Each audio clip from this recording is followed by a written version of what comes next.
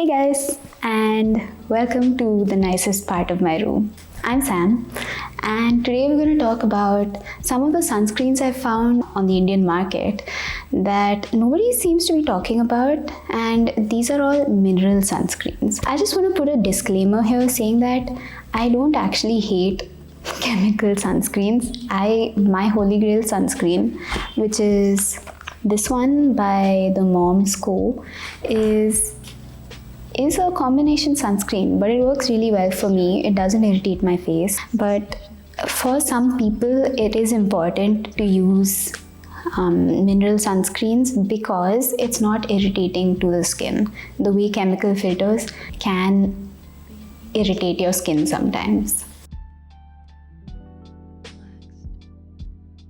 So the criteria that I'm using for these sunscreens are that they have to be at least under $300 for 50 ml of product.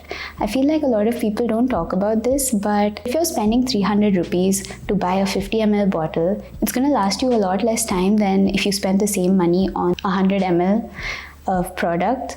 So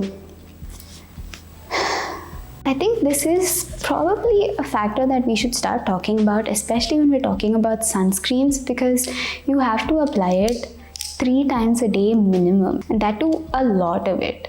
It's not like you can just apply like a pea-sized amount on your face and call it a day.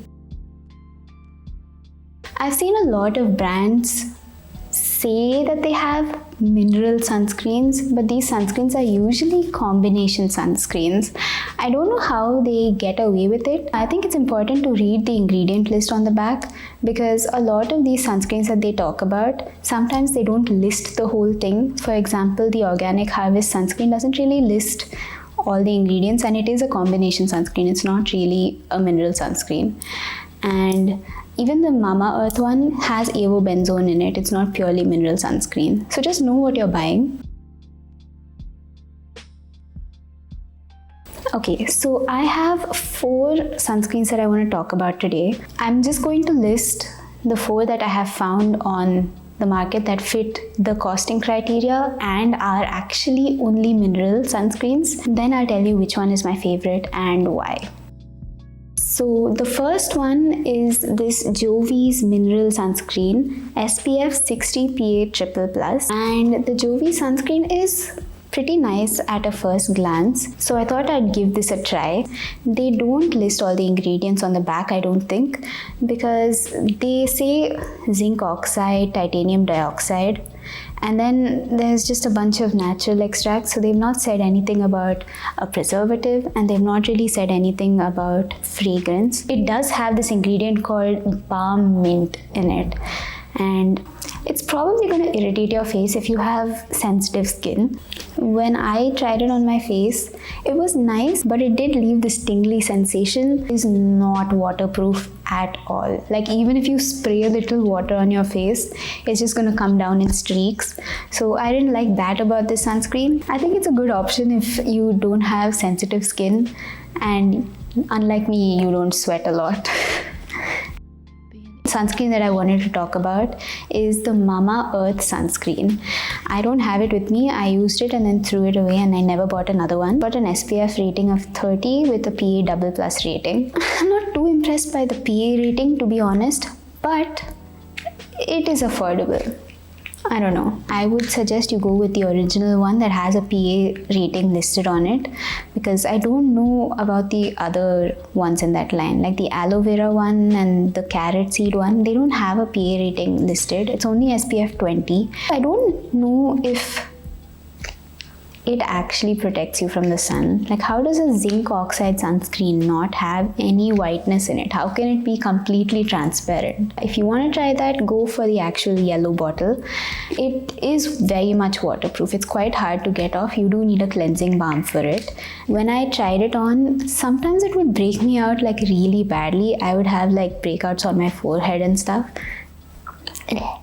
I think it's because of the beeswax in the product, but I'm not sure.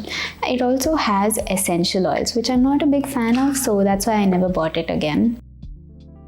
The next one I want to talk about is the Joy Hello Sun Mineral Sunscreen. This thing is actually really good. It is waterproof, it is smooth to spread on the skin, it's not irritating, it does have fragrance, but it's at the bottom of the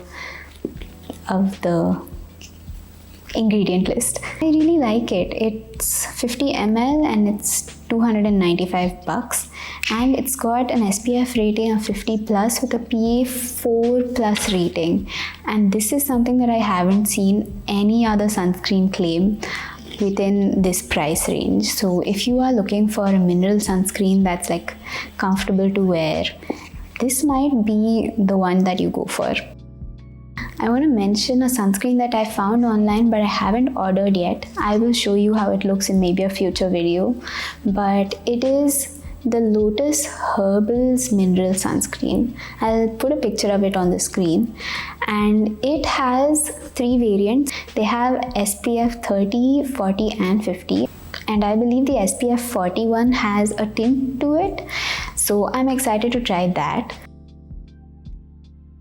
I don't think we should be buying into the kind of marketing where companies say, oh, our product is not toxic and everybody else's products are toxic and that's why you should buy ours.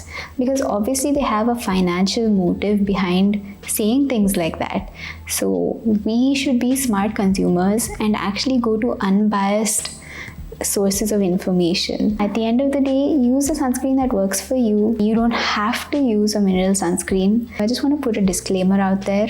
None of the information I talk about is of a diagnostic nature. I'm not a medical professional. I haven't studied this stuff. This is just my product finds on the internet based on information that actual professionals are talking about. Okay guys, that's all I had to say. I hope you thought this video was not too shabby, and subscribe so that I can see your face again.